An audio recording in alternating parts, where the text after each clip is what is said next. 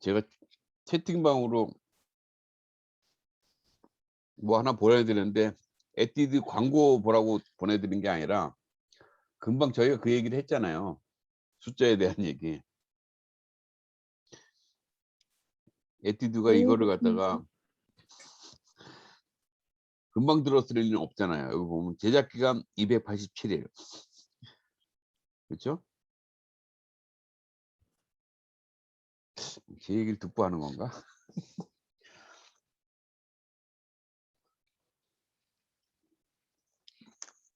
근데 좀 잘 돼야 되는데 참 네, 그런 교수님 말씀 들었어요, 지금. 음 네, 예. 마이크 되나요, 교수님?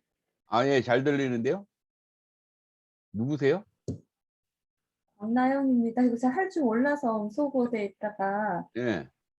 그래서 잘 못해 가지고 블로그에서 쓰고 그랬었거든요. 아니 목 저 소리도 좋은데요? 아, 좋은 마이크 쓰시는가 본데?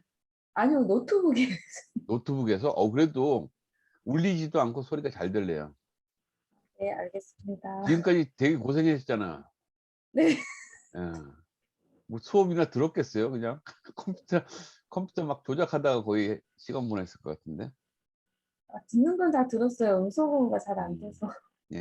뭐 듣는 거보다는 좀 잘 활용하는 게 좋겠죠. 뭐 듣는 거는 음 알겠습니다. 뭐 대구 같은 느낌이 아니라 바로 옆방에서 들리는 것 같은 느낌입니다. 대구는 오늘 비가 오려고 해요, 교수님. 아 그래요?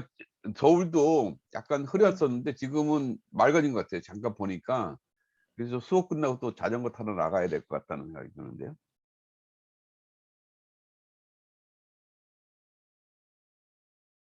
그 우 대표님이 또 잠깐 안 계시면은 이렇게 날씨가 맑더라고요.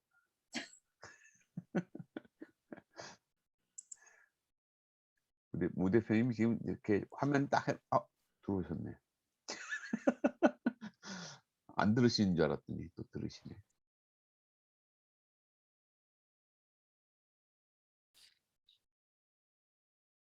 예. 본인 얘기하신다고 화면까지 켜셨는데. 예. 아니 훨씬 밝아지셨으니 5월 달엔 비 안 올 것 같아요. 대표님 보니까. 우 대표님은 그 회사에 좀 고민도 많고 하는데 제가 나중에 기회가 있으면 좀 풀어줄 수 있는 기회가 될지 모르겠는데 좀 잘 풀렸으면 좋겠다는 생각이 듭니다.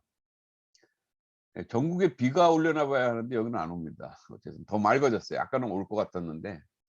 자 시작하도록 하겠습니다. 빌 대표님은 어쨌든 상을 부친상을 당해서 좀 내려가신 것 같고 아무튼 뭐 마음적으로 또 고인의 명복을 빌어드리도록 하겠습니다.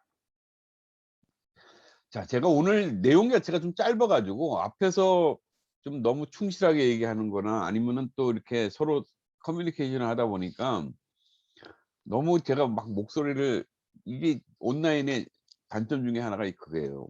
오프라인에서 이렇게 만나 뵈면은 그래도 서로 이렇게 소통을 하다 보면 제 목소리를 안 내도 되는데 여기선 반응이 없으면요 안 들리나 하고서 더 막 이렇게 막 흥분해서 하다 보면 제 목소리가 갈라지더라고요. 조용히 얘기해야 되는데 아직 익숙치가 않아요. 그러니까 마이크가 좋으면 다 들어가는데 불구하고 나는 안 들어가는 줄 알고 계속적으로 대구까지 그냥 제 목소리를 전달해야 돼 이런 생각을 합니다.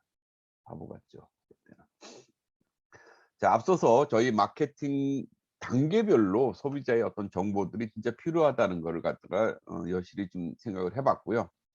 또 마침 그 사이에 제가 이렇게 카톡방을 보다 보니까 어 에뛰드에서 그렇게 어떤 숫자 관련해서 하는 사례를 보니까 너무 반가워서 여러분한테 공유를 시켜 드린 거고 에뛰드를 뭐 이렇게 사라 하는 건 아닙니다. 좋은지 잘 모르겠어요. 음. 자 이렇게 어떤 소비자에 대한 부분을 보다 보면요. 그러니까 우리가 나중에 인제 STP 전략을 할 때 이런 어떤 그 우리 타겟을 정하는 부분이 있는데 인제 그거를 정하면서 나름 대표성을 갖고 있고 어떤 행동 양식들을 갖는지 이걸 한번 분석을 해 보고 싶은 거예요. 그래서 단순하게 그냥 어떤 이런 20대 초반의 여대생이 있다는 것이 아니라 이 친구의 성격은 어떻고 그다음에 라이프 스타일은 어떤 부분이고 특히 패션과 관련된 뷰티에 관련된 부분이 어떤 부분이 있는지를 한번 조사를 해 보는 겁니다.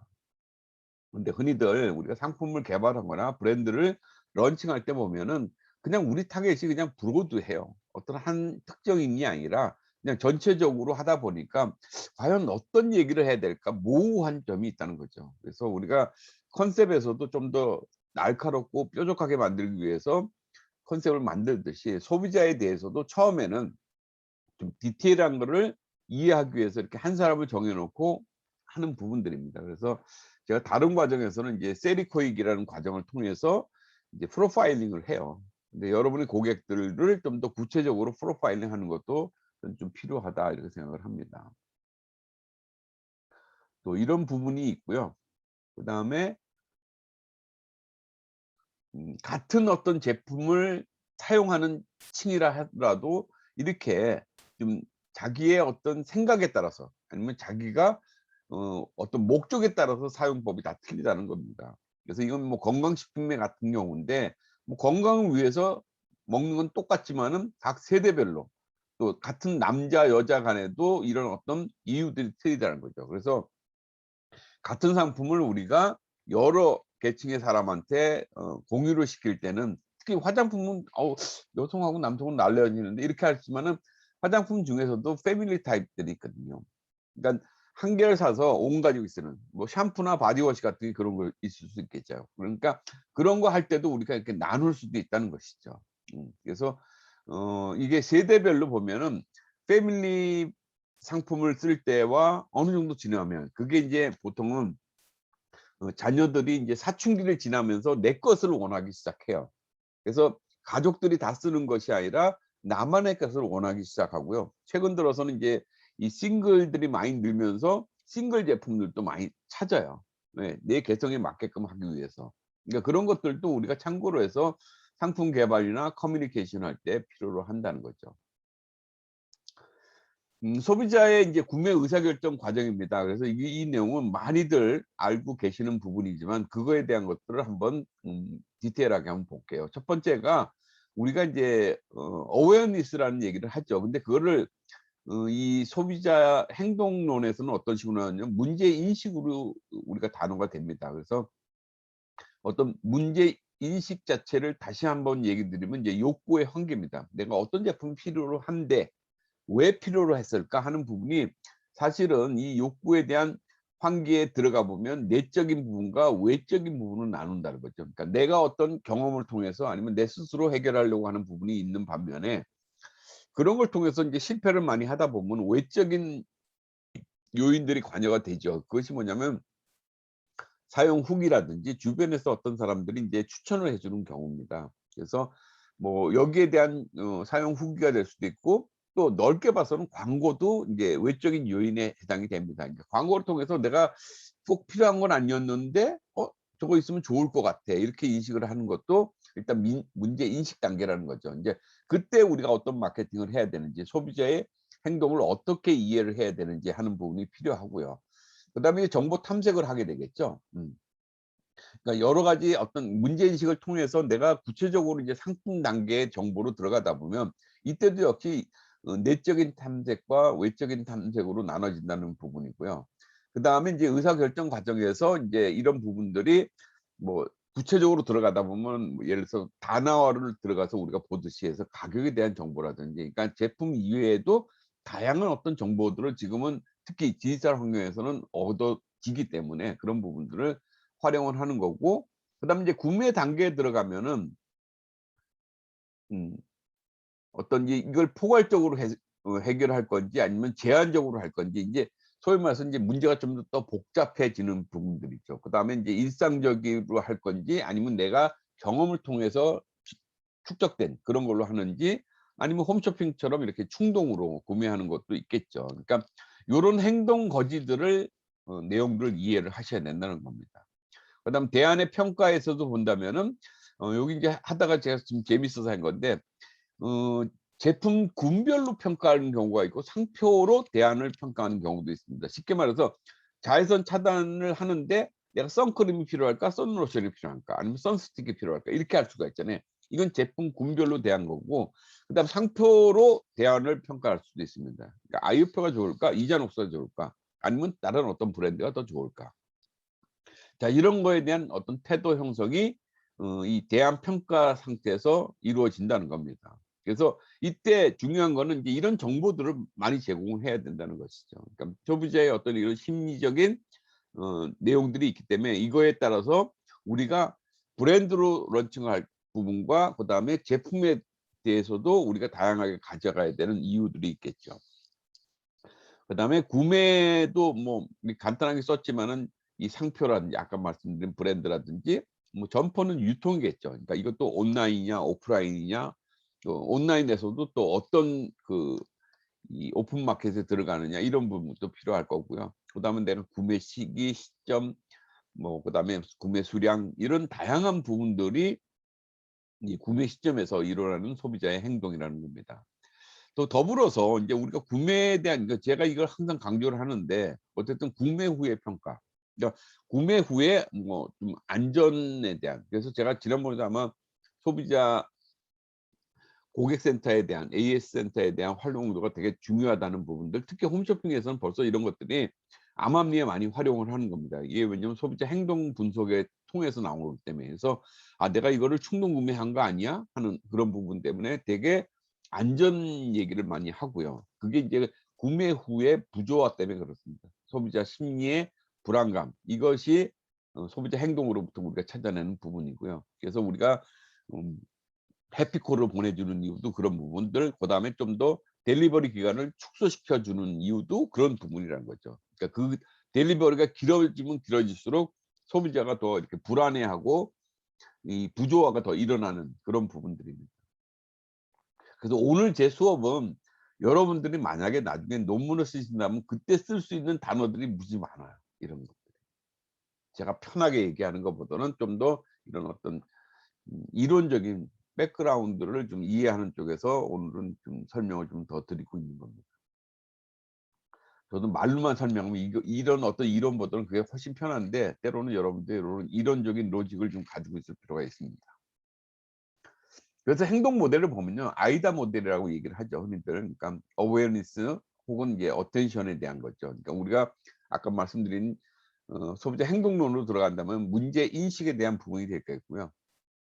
그다음에 이제 인터레스트, 관심에 대한 부분, 그다음에 이제 어떤 이 관심을 통해서 갖고 싶어 하는 욕구가 생기잖아요. 욕구와 더불어서 구매라는 액션으로 이루어지는데, 그 앞 단계에 인제 아이다에 보면 메모리라는 거죠. 그러니까 내가 당장 필요한 게 아니라면 나중에 인제 구매를 하는 단계에서 이 메모리를 다시 가져오는 거죠. 그래서 이제 아이다 모델이 일반적인 소비자의 구매 의사결정의 행동 모델입니다. 모델인데 이게 인제 여기 보시다시피 비포 디지털이고요. 디지털 환경에서는 이런 것들이 좀 바뀌고 있는 겁니다. 그러니까 전혀 틀린 건 아니에요. 똑같이 문제 인식을 하는 건 같은 거고 관심을 두는데, 여기가 인제 사스로 바뀌는 거죠. 근데 여기 중요한 부분은, 여기는 액션에서 끝났지만 여기에 중요한 건 쉐어링과 서칭입니다. 그러니까 인제 인터넷을 통해서, 그러니까 디지털을 통해서 우리가 서칭을 하게 되죠. 단어를 들어가거나 아니면 여러 쇼핑몰을 찾거나 아니면 오프라인에서 내가 구매를 한다 하더라도 그거에 대한 정보들을 우리가 뭐 스마트폰을 통해서 이제 다양하게 본다는 거죠. 그래서 가장 중요한 게 뭐냐면 서칭에 대한 거예요. 근데 이때 우리가 마케팅 활동에 어떤 게 필요하냐면 우리가 콘텐츠를 많이 만들어 놔야 돼요. 앞서서 지난주에 저희가 배웠던 브랜드 스토리들도 하나의 콘텐츠이기 때문에 이런 걸 많이 만들어 놓음으로 해서 소비자들의 컨택률을 높여주는 거죠, 검색을 하기 때문에. 그렇죠? 그리고 페이스북이나 우리가 인스타그램에 하는 이유도 뭐냐면 소비자의 성향에 따라서, 그래서 소비자를 누구로 우리가 타겟하느냐에 따라서 그 사람들이 주로 사용하는 어떤 그런 SNS 계정들이 틀리다는 것이죠. 그러니까 그냥 인스타그램이 대세야 그렇다고 하는 것이 아니라 과연 인스타그램에 우리 타겟하는 사람들이 많이 머물고 있는지 이런 것들을 봐야 된다는 거죠. 홈쇼핑이 뭐 광고 효과가 있어 이런 것이 중요한 게 아니라 우리 타겟이 안 들어가 있다면 홈쇼핑이 더 이상 유용하지 않는 유통이 될 수 있다는 것이죠. 이런 어떤 서칭에 대한 부분은 그렇게 보시고요. 그다음 쉐어링은 우리가 광고를 앞 단계에서 한다고 생각하면 뒤에 부분은 우리가 이제 파생 콘텐츠라고 얘기를 합니다. 그러니까 소비자들이 자기가 경험을 통해서 자기가 느꼈던 거를 얘기를 해 주는 거죠. 그래서 이 쉐어링에 대한 부분이 되게 중요합니다. 이거는 소비자의 구매 경험 곡선에서 다시 리턴을 시켜주기 때문에. 그러니까 예전에 이 디지털 이전에 그러니까 아날로그적인 어떤 구매 행동 의사결정을 본다면은 액션에서 끝나는 걸로 돼 있지만 이제는 연속으로 계속적으로 서클링을 한다는 겁니다. 예, 그런 단계를 여러분이 좀 이해를 해 주시는 게 필요합니다. 그다음에 소비자 구매 의사결정을 통해서 인제 어떤 반영된 태도들, 그러니까 이 태도 자체가 예전에 형성이 되면 끝나는 건데 지금은 이제 이 행동 자체가 인제 구매로까지 이어지는 거죠. 그래서 긍정적이거나 인제 부정적인 이런 부분입니다. 그래서 어 무조건 이제 태도 자체가 긍정적으로만 보이지는 않거든요. 그래서 인지적인 어떤 부분들, 그래서 예를 들어서 어떤 차를 하나 산다 할 때 인지적인 요소라는 건 뭐냐면 그 브랜드에 대해서 내가 어떻게 생각하고 있느냐에 대한 부분입니다. 그러니까 어떤 A라는 사람이 뭐 SM 삼성자동차에 대한 부분들, 이건 옛날 자료가 돼서 좀 그렇게 하네요. 지금은 르노로 바뀌었지만은 어쨌든 SM 사례를 본다면 아 SM5가 초창기에 이제 이런 얘기를 많이 했던 거죠. 고장이 잘 안 나는데. 그래서 아마 여러분 기억을 하실 텐데 택시 기사들이 이런 얘기들을 많이 했는 거예요. 근데 이게 의도적으로 바이럴을 많이 한 거죠. 그리고 실질적으로 바이럴로만 끝난 것이 아니라 고장률이 적다는 걸 택시 기사들이 체험할 수 있게끔 해준 거죠. 그래서 아 택시 기사가 되게 난폭하게 운전을 하는데 그 사람들이 사용했는데도 이게 고장이 잘 안 난다는 건 되게 튼튼하고 안전하게 만들어졌구나 하는 인식을 미리 준 거죠. 그걸 광고를 통해서. 그래서 이건 인지적인 요소를 좀 활용한 부분이고요. 두 번째 이제 감정적인 요소는 이제 광고에서 보여주는 톤 앤 매너를 통해서 내가 좀 긍정적인 방향으로 가는 부분들, 그다음에 이제 행동 의욕적인, 그러니까 이 두 가지들이 믹스돼서 '내가 사야겠구나.' 하는 걸로 결정을 된다는 거죠. 이것이 태도에 대한 부분입니다. 또 단일 차원에서의 견해도 있는데요. 그러니까 지금은 이렇게 복합적으로 일어나는 것이 맞는데 이 신념과 태도 이것이 일치한다는 이론도 있어요. 그러니까 같이 간다는 부분도 있고. 근데 화장품으로만 본다면 저는 좀 민영희 님이 왜 나가셨죠? 저렇게 바깥에 계시면 제가 몰라서. 음. 화장품 같은 경우는 이런 부분들이 아주 동시다발적으로 복합적으로 이루어진다고 볼 수가 있겠죠, 태도에 대한. 그래서 태도의 정의를 보면 대상과의 어떤 관련성, 또 관찰되지 않는 뭐 이런 것들이 특성이 있고요, 태도로 본다면. 그다음에 감정에 대한 정도라든지 뭐 경험에 대한 것들, 이런 변화들, 그다음에 반응하려는 이제 선유견. 이거는 이제 우리가 연예인들을, 그 광고 모델로 사용되는 연예인 선정할 때도 되게 중요한 부분입니다. 그러니까 이 선유 견형 때문에 그래요. '아 나도 저렇게 되고 싶다.' 하는 그런 부분이고요.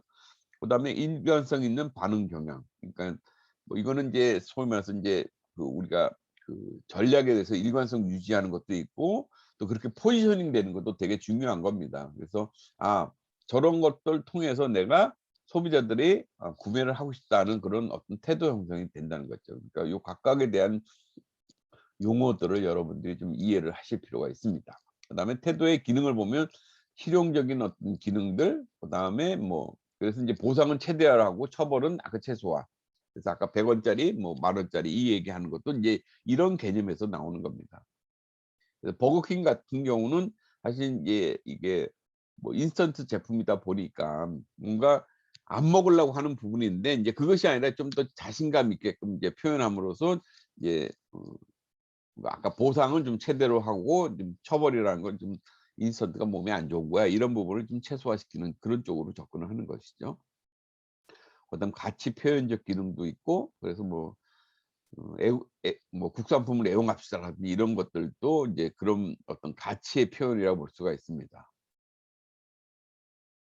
그다음에 자기 방어적 기능, 그래서 내부적인 불안감 또 외부적인 위협으로부터의 어떤 보호를 하려고 하는 부분들, 그래서 어 이런 자신의 약점이 나타나는 어떤 그런 제품들이 있잖아요. 그러니까 고런 것들은 좀 가급적이면 좀 숨기는 게 좋습니다. 그러니까 뭐 예를 들자면 머리 믿음이 지금 뭐 그렇게 약점까지는 아니지만은, 그러니까 나한테 나만 있는 거라고 하면 되게 약점으로 느낄 수 있잖아요. 그러니까 그런 것들을 너무 강조하지 말라는 거죠. 그러니까 물론 제품으로서 그 커버가 되는 건 좋지만은, 그래서 이렇게 이제 헤드 앤 숄더라고 이렇게 감으로써 인제 그 두 가지 기능을 같이 해 주는 건데 굳이 그 개인적인 약점이 될 수 있는 얘기를 너무 강조하지 않는 그런 마케팅도 필요합니다. 그다음에 지식의 기능 뭐 이런 부분도 있고요. 그다음에 인제 앞서 얘기했던 부분의 프로세스를 좀 이렇게 펼쳐 보면요. 개인적인 요소에 의해서 이런 것들이 인제 영향을 주기도 하고 또 환경적인 요인에 의해서 주변적으로 이렇게 되기도 합니다. 아무튼 문제 인식을 통해서 구매 평가 전의 평가 그다음에 인제 태도가 형성이 되고요. 그다음에 구매가 되고 인제 구매 전에 대한 평가를 한다는 거죠. 근데 요게 아까 디지털로 바뀌면은 이 이후에도 소위 말해서 인제 사용 후기에 대한 어떤 공유 그런 것들로 활용이 된다는 겁니다. 그러니까 과거에는 단순히 이게 좋으니까 나만의 어떤 기억을 통해서 '다시 재구매를 해야겠구나.' 하는 거지만 지금은 남의 영향에 의해서도 우리가 바뀌고 있다. 그것이 디지털에 대한 부분이다. 이렇게 인식을 하면 되겠습니다. 자, 내년 대선 다크호스 누굴까? 노년에 잘 사는 비법. 2년 만에 박사되기. 나만 모르는 올레이 비법. 어떤 게 더 이렇게 관심 있나요, 여러분? 제가 빨간색을 이렇게 막 철을 해 놔도 또 아마 이 두 번째에 관심이 있지 않을까 그런 생각이 드는데. 자, 그래서 이 고객에 대한 얘기를 좀 할까 합니다. 우리가 길 가다가 뭐 "도를 아십니까?" 하는 사람을 만나는 것이 아니라 우리가 고객을 알자는 얘기를 많이 하죠, 마케팅을 하면서. 과연 고객을 얼마나 알까 하는 부분인데 고객을 알기는 힘들어요. 아까 좀 여러 가지 이유 때문에 고객들이 얘기를 안 해 주고 또 고객들이 되게 단편적인 지식을 갖고 있고 그 사람들을 막 이렇게 괴롭히면서까지 뭔가 요구하면은 그냥 "삼이요. 올 삼이요." 이렇게 한다고 얘기를 드렸어요. 그렇지만 소비자를 잘 관찰을 하다 보면 행동 분석을 하다 보면 앞서 얘기한 그런 이유 때문에 소비자가 어디에 관심이 많은지 그것이 이제 관여도에 대한 얘기입니다. 그래서 이것이 involvement 관여도에 대한 구조를 얘기하는데 첫 번째 태생적 관여도가 있습니다. 남자와 여자의 관여도가 틀려요. 그 사례 중에 하나를 한번 볼까요? 화장품에서 보면 유저와 바이어가 틀린 제품이 있죠. 음. 이게 남성 화장품 시장하고 유아용이 이렇게 있는데 남성에 대해서 한번 얘기를 해 볼게요. 여러분들은 지금 화장품에 많이 관여가 됐기 때문에 여기에 해당이 될 수가 없습니다. 그러니까 한쪽엔 전문가라고 보셔야 되는데 일반적으로 보면 저희가 조사를 해 보면 남성 화장품을 쓰는 분들의 이 조사를 했을 때 브랜드 기억이 되게 낮다는 겁니다. 어떤 브랜드를 쓰고 계세요? 그러면 "아 브랜드가 잘 기억이 안 나는데요." 화장품을 안 써서가 아니라 쓰고 있는데 브랜드 기억을 못하는 이유가 뭐냐면 브랜드 수익증이 빈번하더라는 거예요. 그래서 조사를 해 봤어요. 그랬더니 남자들이 화장품을 직접 사는 경우가 거의 없더라는 거예요. 주로 누가 사 줄까요? 부인이 사 주더라고요, 부인이. 근데 부인이 사 줄 때 부인이 남편을 '아 이렇게 많이 사랑하는구나.' 그렇게 생각했는데 안 그렇더라는 거예요. 어느 날 계속 귀찮아 가지고 화장품을 안 쓰다가 피부가 땡기기 시작하고 하다 보니까는 이 남편이라는 인간이 그냥 내 화장대를 침범을 하기 시작하는 거예요. 진주만 공격하듯이 막 와 가지고 막 화장품을 팍팍팍 하더라는 거예요. 예, 갑자기 내가 인제 진주만이 된 거죠, 내 화장대가. 근데 거기에는 좀 비싼 것도 좀 있잖아요. 그 비싼 걸 모르고 그렇다고 비싸다고 얘기를 하기는 좀 뭔가 나도 깨름직한 부분이 있는 상황이 벌어지더라고요. 그래서 '아 이래서 안 되겠구나.' 그래서 화장품을 사다 줍니다. 사다 줄 때 이 구매자인 부인의 행동 자체를 조사를 해 보면 제가 이거 잘못 설명하면 이게 성차별이라고 하는데 이거 전 강의를 하는 거예요. 여러분들 그 이해를 해 주시기 바랍니다. 어디서 그 얘기를 한번 들어 가지고 남자 여자를 막 구분하더라는데 이거는 제가 마케팅적으로만 설명을 하는 겁니다. 사다 줄 때 첫 번째가 뭐냐면 향을 보더라고요. 그러니까 향이 되게 중요해요. 그러니까 이발소 냄새가 나거나 아니면 목욕탕 그러니까 사우나 냄새가 나면은 되게 싫어한다는 거예요. 왜? 내가 그거를 거의 하루 종일은 아니더라도 맡아야 되기 때문에. 그래서 향에 대해서 되게 민감하고 두 번째가 뭐냐면 보통 이렇게 세트로 기획이 되는데 이 세트에 판촉물에 되게 관심이 많더라는 거예요. 그래서 내가 폼크리식이 딱 떨어졌는데 가보니까는 요 사이에 이 남성용 이종이 아니라 폰크릿이 딱 들어가 있어요. 그럼 그냥 사든. 첫 번째 향이 괜찮고 판촉물에 의해서 선택을 많이 하더라는 거예요. 그러다 보니까 이제 다 쓰고 나서 인제 또다시 사러 갈 때, 그러니까 또다시 사러 가는 건 뭐냐면 그때 또 진중한 공격을 하니까 사다 주는 거예요.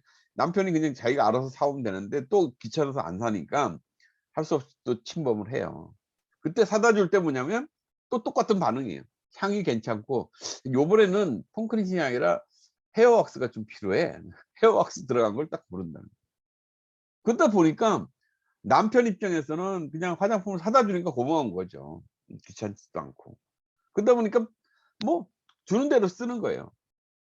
근데 이때 마케팅에서 진짜 중요한 부분이 뭐냐면 남성 화장품 BM들이 최종적으로 이런 기획 세트를 구성할 때 물어봐요. 누구한테? 남자 팀장님한테. 아니면 남자들한테 물어봐요. 이게 맞을까냐. 왜?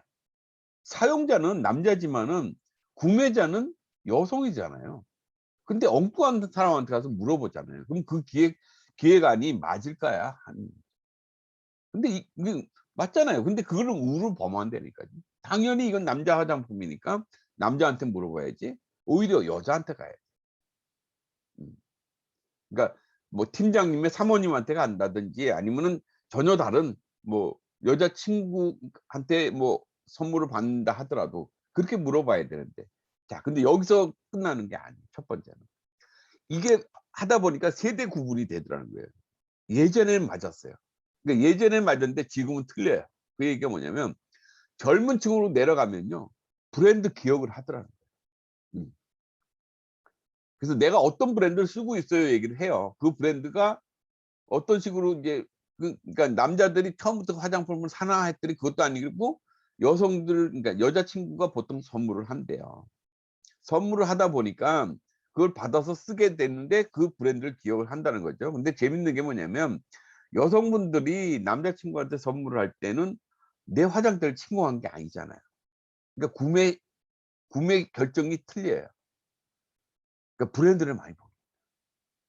그러니까 브랜드 있는 거를, 그러니까 브랜드라는 게 뭐 비싸고 싸고 여러 가지가 있겠지만 나름 여성분들이 바이어가 돼서 구매를 할 때는 나의 스테이터스, 그러니까 나의 위치, 나의 어떤 느낌 이런 것들을 암암리에 그 브랜드에다가 접목을 시킨다는 거예요.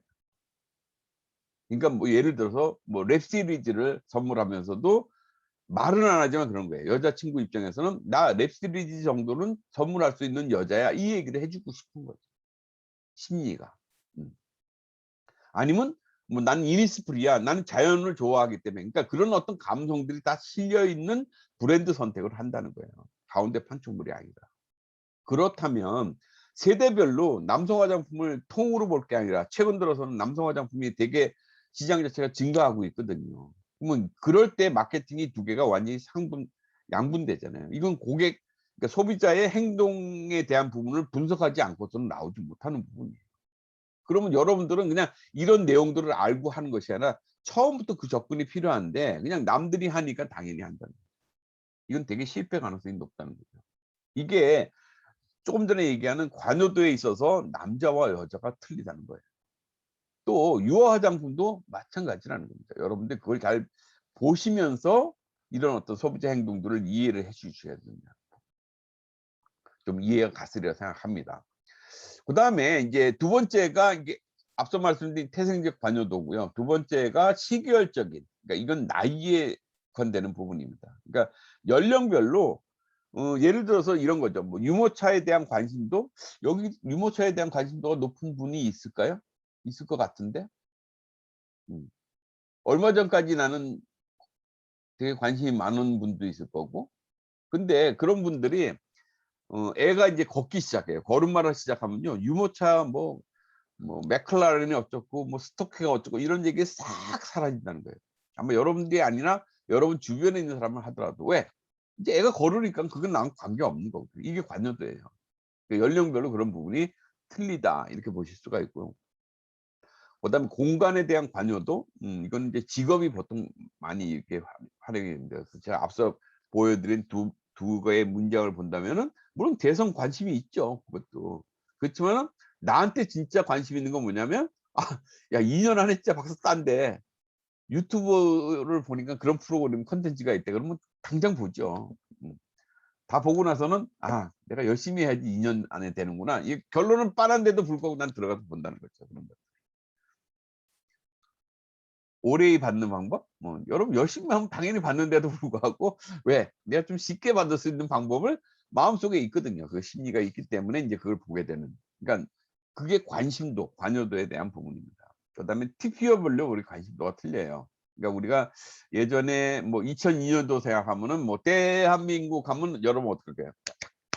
이게 자동적으로 나오잖아요. 그러니까 뭔가 내가 경험했던 것들 이런 것들이 여기에 표현돼서 나옵니다. 강의도 인제 제가 인제 간접적인 어떤 그 관여도라고 얘기를 하는데요. 제가 인제 많은 사례들을 얘기를 드리잖아요. 이론적인만 하면 아마 재미없을 거예요. 그리고 제 강의를 뭐 지금도 기다리진 않겠지만 어쨌든 '아유 빨리 끝냈으면 좋겠어.' 뭐 이런 생각을 하실 텐데 뭐 사례에 대한 얘기라든지 좀 재미있게 이론을 좀 접목시켜서 오기 때문에 한태수 교수 강의는 뭐 듣고 나면은 그냥 웃다가 그냥 끝난 것 같긴 한데 남는 건 별로 없는데 그래도 들을 땐 재미있어. 뭐 이런 그 어떤 경험들을 할 겁니다. 남는 것도 많습니다. 감사합니다.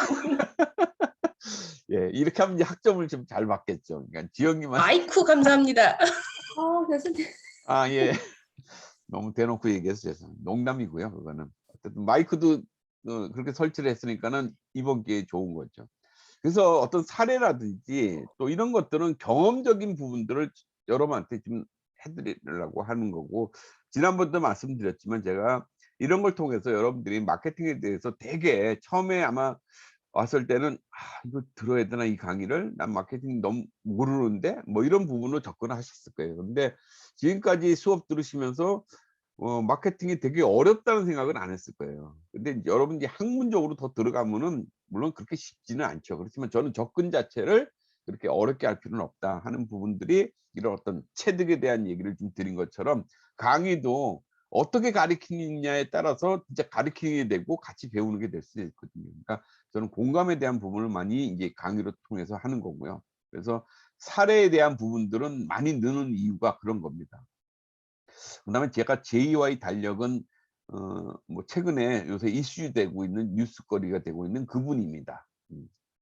상속세를 12조. 야 나는 뭐 12조에 그냥 10분의 1만 벌어도 좋겠는데 뭐 이런 생각을 많이 하잖아요 우리는. 그러니까 우리 인간계가 아니잖아요 이분들은.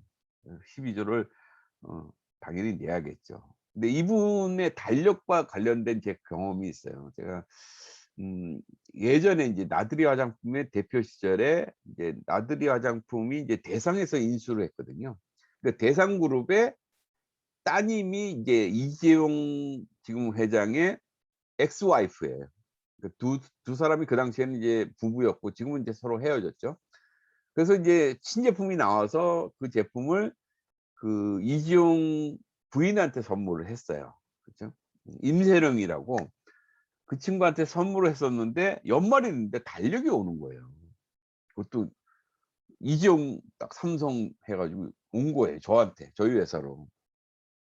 그 얘기를 했겠죠. 그걸 뭐 당연히. 근데 달력이 좀 특이했어요. 이렇게 한지로 만든 건데 좀 특이했는데 뭐 나한테 보내줬나 보다. 뭐 달력 그 막 열어 보니까 뭐 봉투나 이런 건 없더라고요. 그때도 한 10분의 1 정도 100분의 1만 보냈어도 전 되게 좋아했을 텐데. 봉투는 없었어요. 그거만 있었고. 근데 그다음 날인가 인제 제 인제 친구들 모임이 있어서 인제 뭐 두런두런 얘기하다가 "야 어제 나한테 이재용이가 달력을 보냈어." 뭐 이런 얘기를 했었어요. 그랬더니 어? 친구 중에 하나가 그러더라고요. "야 그거 300 부만 만들어서 보내는 거라는데?" 이런 거예요. 한정판이라는 거예요 갑자기.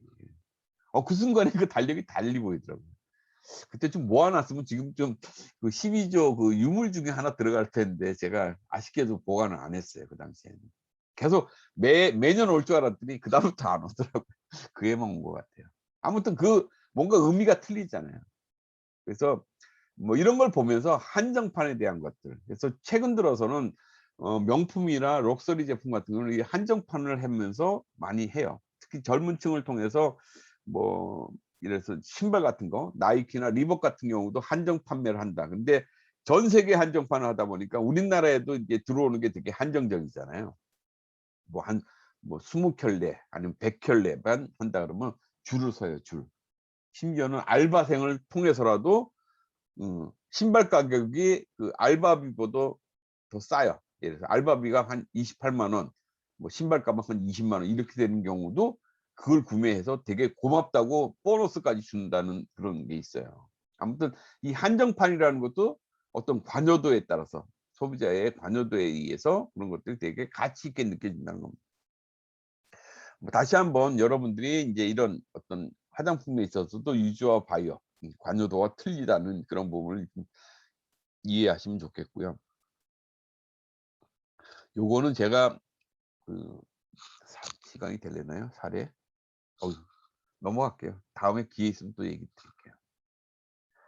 그래서 여기 이제 세리 프로파일링이라고 해서 이제 이렇게 세부적으로 하라는 거예요. 여러분들이 여러분의 타겟이 누군지를 좀 알아보고 싶으면은 그 사람의 태생 관여도부터 좀 나이와 관련된 시기와 관여도, 공간의 관여. 공간은 아까 이제 제가 직업 얘기를 했지만은 환경에 대한 겁니다. 이 사람이 살고 있는 근무 지역 이런 거에 따라서 어떤 데 관심이 많은지, 그다음에 뭐 결혼 가정과 관련된 그래서 주거에 대한 부분도 있고요. 그다음에 과거 경험에 대한 것도 여기 관여도가 있습니다. 그래서 이런 것들 디테일하게 좀 하시라는 거고, 요거는 실질적으로 제가 그 올리브영의 보타니킬 볼을 개발할 당시에 26의 여자에 대한 어떤 특정인에 대한 프로파일링을 했던 겁니다. 그래서 이렇게 여기 보면은 이 사람들이 관심이 있는 부분들을 쭉 다 나열을 한 거예요. 여기 제가 좀 나름 이렇게 서머리를 한 건데, 그중에서도 노란색으로 친 것이 우리 화장품과 관련된, 뷰티와 관련된 이 친구의 프로파일링에서 진짜 핵심적인 거예요. 저걸 통해서 이 사람이 어디에 관심이 많은지를 우리가 찾아낸 거고요. 나중에 이런 부분들이 브랜드 스토리, 지난주에 얘기했던 브랜드 스토리에 더불어서 커넥션 라인을 형성하게 되는 겁니다. 자연스럽게 이 사람을 잘 알다 보니까 저런 얘기를 해 주면은 접근이 쉬운 거죠.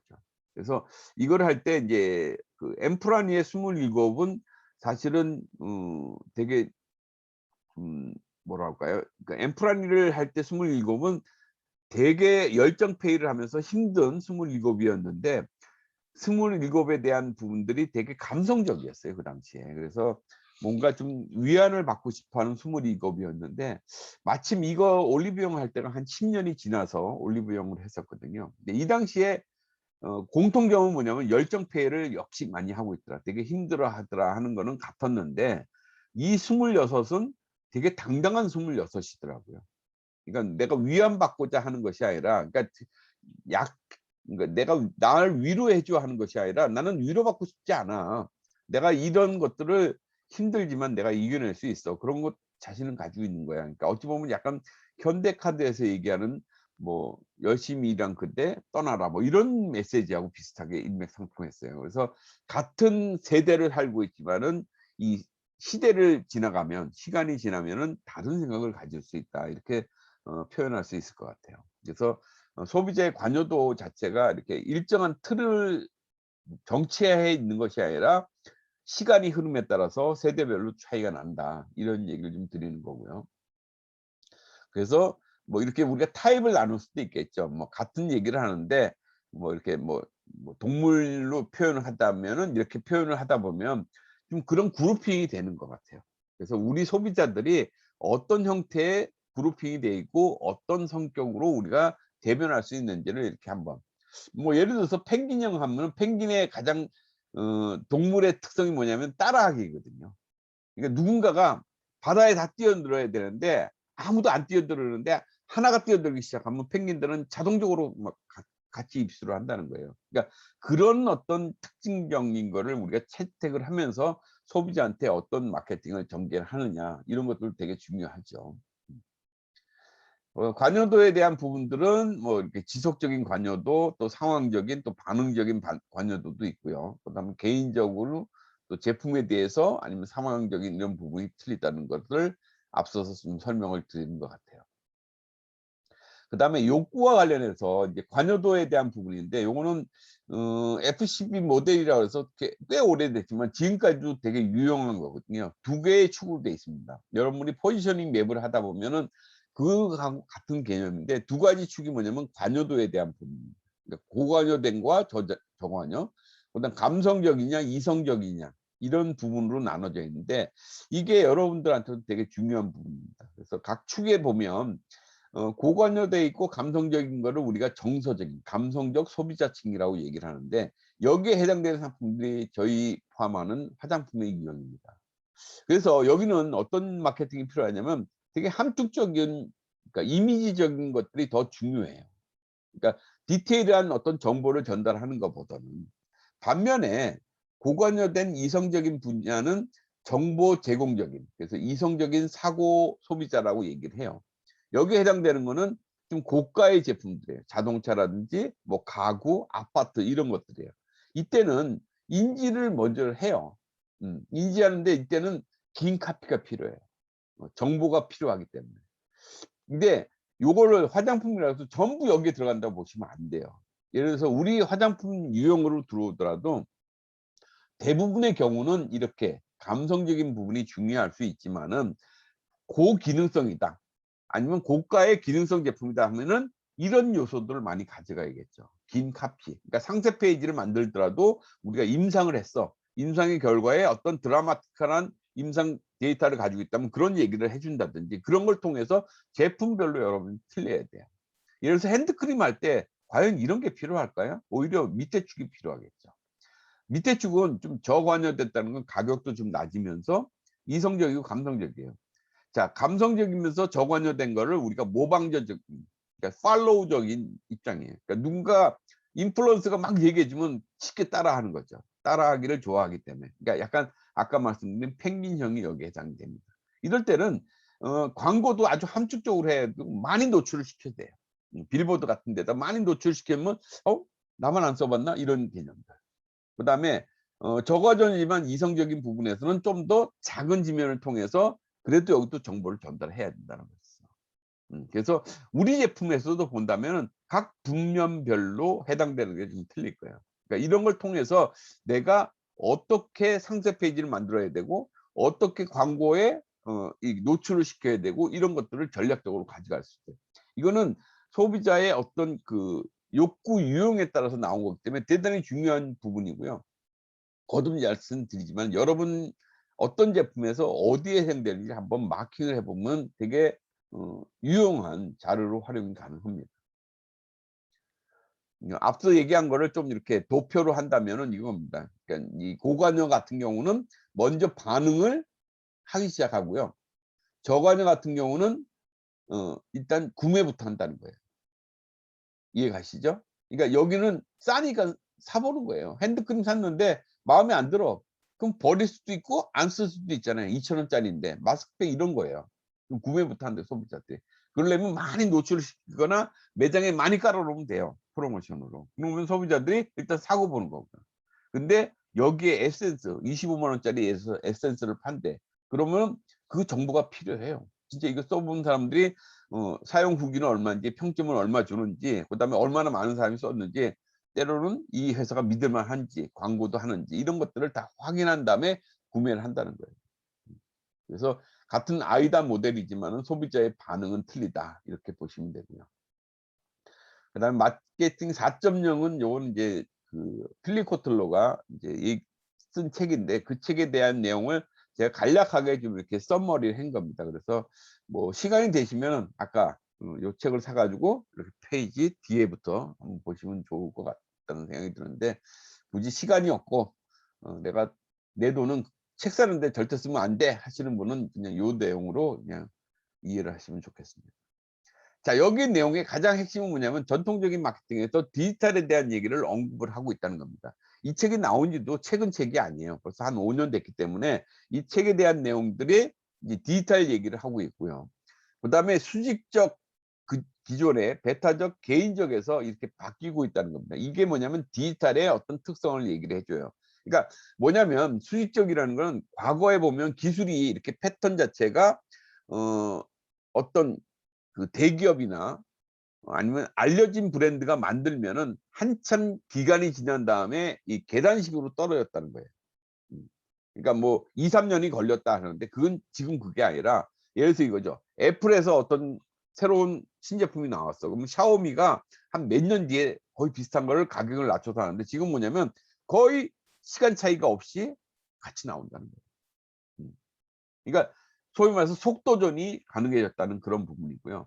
그다음 베타적에서 포용적으로 갔다는 건 뭐냐면 이게 커뮤니티예요. 그러니까 옛날에는 내 정보만 가지고 있어 그러는데 지금이 아니라 지금은 SNS상에서 그 정보를 막 공유한다는 거죠. 그 공유된 정보들을 그냥 같이 음 활용을 한다는 겁니다. 그런 특성이 있고요. 그다음에 개인적에서 사회적인 것도 마찬가지 이런 부분.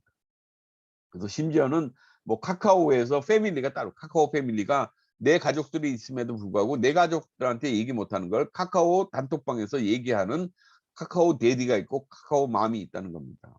그래서 혹시 여러분들도 뭐 그런 것들을 생각해 보면은 이런 어떤 소비자의 패턴이 바뀌겠다 하는 부분이고요. 그다음에 포피 판매에서 포시 상품화로 바뀌고 있다 하는 부분인데 이거는 개념 자체가 완전히 바뀐 것이 아니라 어떤 상품을 공동 창조한다는 겁니다. 이게 클라우드 펀딩, 뭐 와디즈 같은 경우 이런 거죠. 그러니까 소비자한테 내가 다 만들어주면 주는 것이 아니라 기획 단계부터 이런 것들을 얘기하면서 소비자들하고 같이 만들어 간다는 겁니다. 그다음 통화 이런 부분들도 보면 이제 가격을 소비자가 정한다. 위메프에 대한 컨셉도 뭐냐면 We make price거든요. 그러니까 어, 제품이 있으면 너희들이 정해라. 소비자가 가격을 정해라. 이런 개념인데 심지어는 이런 커뮤니티에서 지난번 얘기했듯이 이제 페이스북 같은 경우 뭐 리브라라는 자체 어, 내부적인 어떤 화폐 같은 것도 통용이 되는 것도 여기에 해당이 되고요. 그다음에 이제 쉐어링에 대한 거죠. 공동체 활성화, 에어비앤비라든지 집카 이런 것들이 공유 경제. 그러니까 공유 경제는 디지털에서의 가장 핵심적인 부분이 아닐까. 근데 우리나라에서 지금 아파트 값들이 막 치솟는 부분들을 보면은 아직까지도 우리는 공유에 대한 부분이 거기까지 안 온 것 같아요. 예를 들어서 전동 킥 같은 경우는 되게 공유가 되잖아요. 근데 여기서 지금 잘못된 게 뭐냐면 가장 핵심은 공유를 하면서 내가 내 것이라는 부분이 아니더라도 관리라는 부분이 같이 들어가야 되거든요. 그러니까 공동으로 관리하면서 그걸 유지해야 되는데 그냥 아무 데나 막 집어던지는, 그러니까 소위 말해서 이 멘탈 자체가 좀 덜 돼 있다 보니까. 근데 이런 것들이 잘 되면 저는 아파트 같은 경우도 집값이 저렇게 비쌀 필요가 없거든요. 왜냐면 저게 소유 개념에서 온 건데 저것이 공유 개념으로 간다 하면은 굳이 저거를 비싼 돈을 들고 거기다 투자할 필요가 없겠죠. 그것도 세금을 많이 낸다는데 뭔가 저것도 인제 투기라는 잘못된 어떤 그런 개념? 그러니까 이 공유 개념이 잘 되면요, 저는 집값은 자동으로 잡힐 것 같아요, 그런 것들이. 그다음에 이제 소비자하고의 어떤 소통. 그러니까 과거에는 광고라는 일방적이었다면 지금 대화라는 건 뭐냐면 서로 인제 주고받는 쌍방향에 대한 부분이 가능하다는 거죠. 그래서 뭐 뭐 틱톡 같은 경우도 이제 쌍방향 부분이 있는데 인제 요때도 중요한 게 뭐냐면 사실은 어떤 그런 그 세이프티에 대한 것들 아니면은 이제 음 개별적인 어떤 그런 윤리에 대한 부분들 이런 것들이 되게 중요합니다. 왜냐면 잘못하면은 이것이 막 뭐 가짜 뉴스가 막 범람하듯이 이제 이런 것들이 의도치 않게 발생할 수 있기 때문에 과연 디지털 환경에서의 어떤 윤리적인 부분을 어떻게 만들어 갈 것이냐 하는 것들이 가장 중요하죠. 그다음에 고객의 인지 변화가 있다 하는 부분입니다. 그러니까 이제 과거에 이제 행동에서 끝난 부분이 있다면은 마지막으로 하나 형성된 게 이제 애드보케이트라고 해서 옹호해 주는 거죠. 그래서 뭐 BTS 같은 경우도 이제 그런 개이죠. 하나의 팬덤이 만들어져서 '아 난 쟤네 그룹을 좋아해. 난 저 브랜드를 좋아해.' 끝나는 것이 아니라 인제 막 같이 무브먼트를 만들어 낸다는 겁니다. 그다음에 인간 중심의 마케팅을 해라. 이게 진정성에 대한 부분이고요. 그다음에 컨텐츠 마케팅, 브랜드의 스토리 더불어서 그다음에 옴니 채널. 그래서 이거는 이제 온 오프에 대한 부분들을 경험의 결합으로 이렇게 설명하고 있고요. 그다음 참여 마케팅, 그래서 소셜 랩이라든지 뭐 이런 것들이 이 책에서 얘기를 하고 있습니다. 이것이 각각 브랜드의 매력을 주기 위해서, 호기심을 주기 위해서 몰입도, 그다음 친밀감. 요런 내용이기 때문에 뭐 제목만 봐도 제가 정리를 한 거지만 되게 재밌어 보이지 않나요? 그러니까 여기를 보더라도 앞에 내용 몰라도 이거 다 이해가 가는 부분이라. 또 한 가지가 이제 이 3E에 대한 얘기를 합니다. 서로 인조이하고 경험하고 파티시페이션하는, 참여하는 이런 걸 통해서 별의 순간을 만들듯이 이제 마케팅에서의 와우의 순간을 만든다는 그런 내용들로 포함되어 있습니다. 그래서 뭐 책이 두껍지도 않기 때문에 한번 도서관 가서 이렇게 잠깐 한 2시간만 보면 보지 않을까 싶은데요. 앞서 얘기했던 부분들을 다시 설명을 한 거고요. 그다음에 아까 이제 여기 팩트, F 팩트라고 얘기가 나와요. 책에 보면. 그래서 그러니까 소위 말해서 아까 이제 유저와 바이어에서 영향을 주는 사람으로 이제 F 팩트인데, 그게 이제 친구가 되고 가족이 되고, 그러니까 앞자가 따진 거죠. 패밀리, 그다음에 페이스북, 팬, 이렇게 네 가지를 언급을 하고 있어요. 요거는 이제 아까 이제 애드보케이트, 이제 이렇게 옹호하는 대로 이렇게 디지털 마케팅으로 전환되면서 바뀌고 있다 하는 얘기를 좀 언급을 하고 있고요. 그다음에 그 어떤 변화 자체가 왜 이렇게 바뀌는지에 대한 설명을 하고 있어요. 그래서 과거에 본다면은 이제 개별적인 고객 단계에서 이제는 지금 그룹핑화돼서 커뮤니티에 영향을 많이 받는다는 거죠. 그래서 사용 후기나 뭐 다나와 같은 데서 볼 수도 있지만 여러분들 그런 것 같아요. 뭐 어떤 걸 사고 싶어. 그러면 여러분들이 좋아하는 사이트나 이런 데서 막 치면은 막 서로 답을 못 달아줘서 난리가 나는 그런 부분들이 있죠. 그래서 이게 이제 소위 말해서 정보에 대한 공유 때문에 나타나는 현상이라는 겁니다. 그다음에 여기 책에서 이제 이 오존이라는 게 나오는데, 이제 오존이 뭐냐면 아까 개별적인 단계에서 온, 그다음에 그 주변을 둘러싸고 있는 other, 그다음에 마지막에 이제 외부에서 있는 아우터 단계가 있다고 합니다. 그러니까 아우터 단계에서 본다면은 아까 F 팩터가 작용을 하는 거고요. 그러니까 이런 부분은 우리가 좀 이해해 볼 필요가 있을 것 같아요. 인플루언스 팩터에서 이제 개인적으로 본다면 아까 이제 여러 단계에서 영향을 주는 요소들, 이건 지난번에 제가 브랜드 스토리 얘기한 것처럼 그런 것들을 많이 담아서 구매에 어떤 영향을 줄 수 있다 하는 얘기입니다. 옴니 채널은 뭐 요건 많이 아시겠지만, 멀티 채널은 옛날에 판매자가 있으면 각 유통마다 이렇게 개별적으로 이렇게 컨택을 했다 그러면 지금은 이것이 통용되는 가장 이상적인 거죠. 근데 이런 부분이 되게 어렵다는 부분입니다. 근데 소비자들이 지금은 이런 것들을 인정하고 있기 때문에, 옛날에는 이게 어려웠던 게 뭐냐면 이 유통과의 싸움을 해요. 그러니까 오프라인에 유통을 했어. 그럼 온라인에 하고 왜 온라인에 싸게 팔아? 왜 우리 거를 갖다가 뭐 가격 지시래 하면서 요 유통 간의 싸움이요. 근데 지금 뭐냐면 이 유통들이 이걸 다 가지고 있잖아요. 그렇죠? 그러니까 올리브영이 온라인, 그러니까 오프라인만 있는 게 아니라 온라인에서도 비즈니스 한단 말이에요. 그래서 최근에 보면은 비대면 때문에 온라인에서 구매를 하고 오프라인에서 바로 드림처럼 구매 드림, 환불해 드림, 뭐 이런 거를 활용을 하잖아요. 그러니까 이것이 서로 간에 이제 전쟁을 일으키는, 경쟁하는 단계가 아니라 이제는 서로 공유하는 하나의 툴로 이용을 하기 때문에 이 옴니 채널이 가능해졌다는 겁니다. 자, 오늘 시간을 저는 이거 하나는 잘하는 것 같아요. 시간을 가급적이면 맞추는 실력. 내용과 관계없이. 그래서 오늘 여러 번 얘기를 드렸지만 B2C 마케팅에 대한 기본, 어쨌든 소비자의 관여도를 이해하는 거, 이게 되게 중요하다고 말씀을 드렸고, 그다음에 이제 구매 의사결정에 대한 부분들이 많은 이론들이 있지만은 좀 뭐 이론은 이론인데 여러분이 제 설명을 들으면서 좀 이해는 훨씬 쉬웠지 않을까 하는 생각입니다. 그러니까 그 단계마다 소비자들의 어떤 숨어 있는 그 심리적인 부분들, 그리고 이 소비자의 그 행동 이론 자체는 사실 한 학기 과목이거든요. 요것만 이해해도. 그래서 지금까지도 보면 많은 논문들도 나와 있기 때문에 이제 뭐 여러분들 혹시 이런 분야의 뭐 박사 논문에 대한 것들을 좀 고려를 하시겠다 그러면은 좀 논문도 좀 많이 찾아보시고 이왕 뭐 이렇게 된 부분에서 좀 책도 좀 더 읽으시면 좋지 않을까 하는 생각이 듭니다. 그래서 오늘은 어쨌든 B2C 마케팅, 이제 하반기에 들면서 이제 마케팅에 대한 얘기의 첫 시간으로서 B2C 마케팅에 대한 얘기를 좀 드렸고요. 그다음에 다음 시간에는 이제 뭐 가장 많이 하시는 여러분들 환경 분석이잖아요. 그래서 사업의 환경 분석의 사업적인 측면하고 그다음에 STP 전략에 대한 얘기들을 같이 한번 어떤 식으로 이제 우리가 환경 분석을 하는지 그 툴에 대한 얘기들을 같이 나눠보는 시간을 갖도록 하겠습니다. 자, 여기까지고요. 혹시 질문이 있으신가요? 네, 교수님, 저 하나만 여쭤볼게요. 예, 김세은입니다. 네. 예, 그 소비자 의사 결정 과정에서요. 그 아까 구매 후 평가라는 게 있었잖아요. 예, 제가 잠깐 놓친 것 같아서 그러니까 평가를 하면 소비자가 구매를 한 다음에 이거를 이제 뭐 이거 제품이 어떻네라고 평가를 자기 스스로 하는 거잖아요. 예. 예. 근데 이거를 그냥 자기가 스스로 그냥 '이거 이랬구나.'라고 하는 것도 지금 평가인지 아니면 저는 어떤 매체에 SNS나 이런 매체에 자기의 그 평가를 올리는 거가 지금 평가인지 이게 잠깐 좀 헷갈려서요. 예, 좋습니다. 그러니까 과거, 그러니까 이게 이제 시대가 바뀌면서 지금 말씀하신 게 둘 다 맞는 얘기인데, 과거에는 네.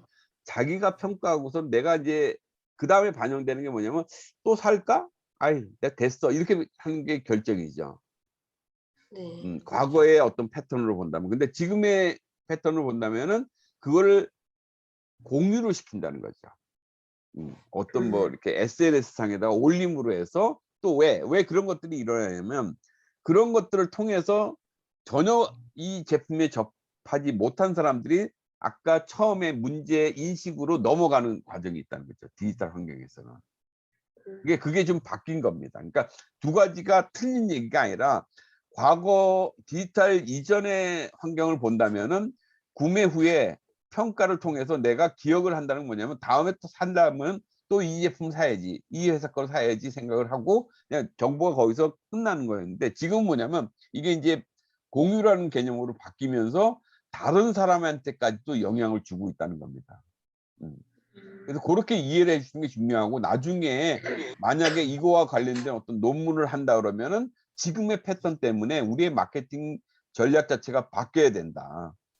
이 특히나 그러니까 구매 후에 그런 어떤 사용 후기를 어떻게 공유하는 전략을 가져가느냐 이것이 그 새로운 신규 구매자를 유도하거나 아니면 지속적인 재구매를 하는데 많은 영향을 줄 것이야. 이런 전제를 깔고 그런 가설화해서 논문을 써도 충분히 좋은 논문이 나올 거예요. 그리고 제가 이렇게 말씀을 드리지만은 실제 그런 논문들이 많이 있을 거예요. 만약 관심을 둔다면. 네, 감사합니다. 그리고 좋은 과 교수님 네. 네. 아니 말씀 이거는 그 수업 외에 다른 말씀인데요. 예예. 그 교수님 그 교육 시스템에 올려주셨잖아요. 예. 수업 예. 그거를 이제 다시 보려고 하니까 음. 유튜브로 연결이 되더라고요. 그렇죠, 그렇죠. 예. 근데 이게 이제 교육 시스템이 학기가 끝나면 이게 사라져서 다시 들을 수가 없거든요. 예. 그래서 저는 이 교수님의 명품 강의를 또 듣고 싶어서 유튜브 구독을 했습니다. 근데 유튜브로 들어가서 예. 들으려고 하면 콘텐츠가 없다고 나오는 거예요. 그래요? 저도 그럼 잘 예, 모르는데. 다시 들을 수 그거를 어떻게 열어 주실 수 없습니까?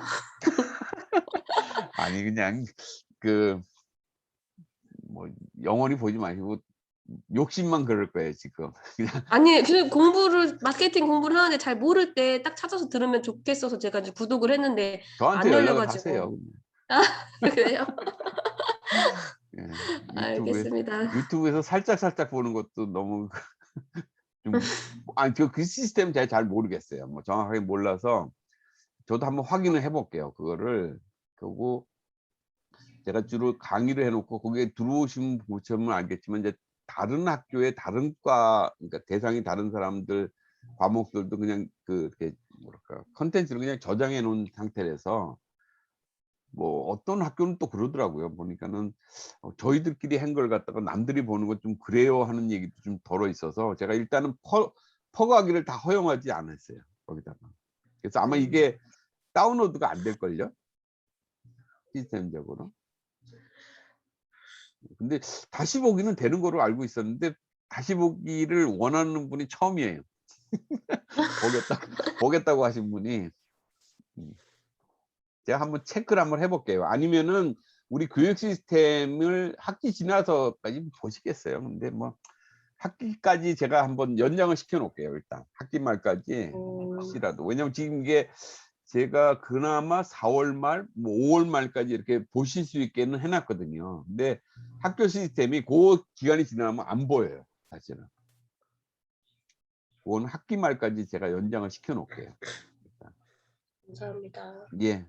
뭐 그렇게 뭐 명강의도 아닌데 너무 그렇게 띄워주니까 제가 좀 약간 송구스럽긴 하네요. 더 잘하겠습니다, 강의를. 또 다른 질문 있나요? 선생님, 저 질문 있는데요. 예. 세리 프로파일링을 할 때 이거를 사람들을 모집을 해가지고 하는 건가요? 아, 예. 이게 굉장히 내용이 많아서 음. 그냥 일반인들한테 이거를 다 질문하기는 좀 어려울 것 같은데 그럼 이거 선택은 또 어떻게 하는지. 아, 오케이. 알겠습니다. 좋은 질문이네요. 이거는 그냥 그 여기 보면 셀이라는 게 여기 제가 설명 구체적으로 안 쓰는데 원래 이 약자예요, 이것도. 그러니까 sophisticated, explained, real individual. 그러니까 쉽게 말해서 가상의 인물이지만 실제 우리가 설명이 가능한 현실에 있는 사람이에요. 그러니까 예를 들어서 여기 세리를 내가 우리 타겟이 아까처럼 26이다. 이렇게 여기 나오는 것처럼 26이다 그러면 우리 주변에 26 여성이 하나 있잖아요. 찾을 수 있죠. 그 사람을 한 사람만 지정을 해요. 이해하시죠? 그러고선 이걸 물어보는 거예요. 질문을. 너 평소 때 평일날 생활 패턴이 어때? 그 사람에 대한 걸 쭉 다 쓰는 거죠. 물론 익명성을 보장해야 돼요. 그렇게 쭉 한 사람만 쓰는 거예요. 그러고서는 한번 검증을 해보니, 그러니까 26은 거의 비슷할 것이다 생각하는 거에서 한 사람을 디테일하게 보는 거예요. 왜냐면 그거 다 쫓아다니면서 하려면 시간도 많고 그 사람 다 안 만나주거든요. 조금 바뀌지만, 그래서 보면 여기 보면 이 많은 것 중에서 요 노란색들이 공통적으로 느끼는 거라 보시면 돼요. 또 우리 화장품에서 내가 연구를 하고자 하는 거에서 가장 관심 있는 거. 이렇게 이해를 하시면 돼요. 그래서 요걸 대표로 해가지고 나중에 이렇게 그룹핑을 만들어 주는 거죠. 형태를. 여기까지 오면 최선이에요. 근데 요거 그렇게 쉽지는 않아요. 보통 조사업체에서 하는 정도예요, 이게. 그래서 조사업체에서 뭐 이렇게 소비자 조사를 하면 우리 제품에 대한 어떤 그룹핑을 좀 해달라 그러면은 요렇게까지 해서 조사로 많이 들어와요. 요렇게 해서. 그래서 그룹핑을 하면 여기서 우리는 예를 들어서 펭귄형을 갖다가 우리가 주 고객으로 해서 접근을 하시는 게 좋겠습니다 하면서 제언도 하죠. 그래서 한 사람을 정해놓고 시작하는 거예요. 한 놈만 픽기. 네, 감사합니다. 예. 왜 또 질문 있으신가요? 누구시죠? 다른 질문은 공부 좀 더 해서 네. 공부를 좀 더 해야지 나올 것 같습니다. 아, 예. 공부 더 하지 마세요. 그냥 오늘 끝난 걸로 그냥 끝이에요. 예. 저도 별로 안 믿고. 사람 너무 많아가지고. 예, 이거 말고도 이제 요거 딱 끝나고 나면은 끄자마자 할 일이 너무 많잖아요. 태산이잖아요. 예. 그래서 별로 안 믿어요. 마이크 켜져 있어서 지금 겹치는 분들 계세요. 확인 좀 해주세요. 그러니까 누가 지금 걸어가시는 분이 있나 본데. 그러게요. 예. 나영님이 어디 가시나? 나영님 켜져 있는데. 아니요, 저는 앉아 있습니다. 아, 그럼 유순이님? 회사 들어갈 때는 표 받으셨어요? 아니요. 지금 없으면 못 들어가세요. 회사표요? 네네. 혼인이사 들어가실 수 있는 표가 99명 굳이 뭐 제한이라서. 매장인 것 아, 같은데. 팀인 것 같은데요. 예? 매장이죠. 조은지님? 그런 것 같은데요. 여기일까요? 아, 조은지님이었네. 범인이. 네, 다시 조용해졌습니다. 아니, 끝내려고 그러는데 왜 질문을 받는데 헤어지기 싫은가 보죠? 오후 일찍 밥 먹어야지요. 참 다음 수업 들으시려면. 그렇죠? 예. 지금부터 질문하는 사람은 민폐예요. 다른 분들도 식사 시간을 줄이니까. 네, 그래서 안 하려고요. 아, 예. 명학생입니다. 없으시죠? 예. 아, 근데 다음 주는 우리가 오프라인 한대요. 뭐 얘기 들으셨나요? 아직은 결정된 게 없어요, 교수님. 우선 저희가 중간고사가 있긴 한데 아직 다른 말씀이 없으셔가지고 어떻게 해야 될지 잘 모르겠어요, 교수님. 요즘 보니까 뭐 워낙 숫자가 늘어나서 다음 주도 네. 좀 쉽지는 않을 것 같고. 근데 그러면 시험이 그냥 패스하라고 그래요. 5월 9일 지나면. 그렇죠? 중간고사 완전히 뭐 기말로 한번 보지 무슨 박사들한테 그렇게 학부 교수님 학생처럼 한번 가르치는. 말씀해 주세요. 교수님 아이, 최고. 윤근 교수님한테. 그냥 저는 책임 없으니까 막 지르는 얘기고요. 여러분이 하셔야죠. 네. 저를 파세요 그냥. 한태수 교수님은 뭐 여러분 뭐 박사과정에 시험을 꼭 봐야 되냐고 하는데, 알겠습니다, 교수님. 예, 지 교수님은 또 뭐 지 잘난 맛에 또 시험 볼 수도 있으니까. 아 이거 녹화되면 안 되는데. 교수님 아니에요. 이 부분 편집하셔야겠는데요. 아 저 편집 기술이 없어서 그냥 올려요. 그냥. 들어도 말고 뭐 아니에요. 지 교수님도 잘 하시니까 또 나름 또 시험을 없으면 여러분 텐션이 없어지거든요. 그러니까 그런 측면에서 그냥 봐두시는데, 나는 다음 주도 예를 들어서 코로나 때문에 시험을 오프라인에서 수업을 못한다 그러면은 넘기는 것도 하나의 방법이죠. 그거는 지영님이 잘 푸세요. 회장님이 푸셔야 될 게 이런 거거든요. 알겠습니다. 그때 혼자 의견을 하면은 그냥 당하니까 과정에 있는 모든 사람의 99%의 의견이라고 하면서 존중을 좀 받으시고, 네, 교수님. 과제물로 대체를 하시는 것도 방법이죠. 그럼 일단 저는 뭐 그때까지 한번 들어보고요. 일단 또 그때도 상황이 저거 되면 온라인으로 계속 하는 거는 별 문제가 없으니까 그렇게 하도록 하겠습니다. 뭐 우 대표님 무슨 하실 얘기 있어요? 학교 안 오시니까 비가 안 오네요 지금. 사랑합니다. 예? 하여튼 또 뭐 주말에 이렇게 수업에 계속 참여를 하시느라고 고생이 많으시고, 다른 수업에서도 또 많은 성과를 가져가시기를 바라겠습니다. 제 오늘 강의는 여기까지 하고요. 또 역시 마찬가지로 오늘 한 것도 녹화를 해서 교육 시스템에 올려드리도록 하겠습니다. 자, 수고 많으셨습니다. 여기서 마치겠습니다. 네, 감사합니다, 고맙습니다. 교수님. 네, 감사합니다. 수고하셨습니다. 예.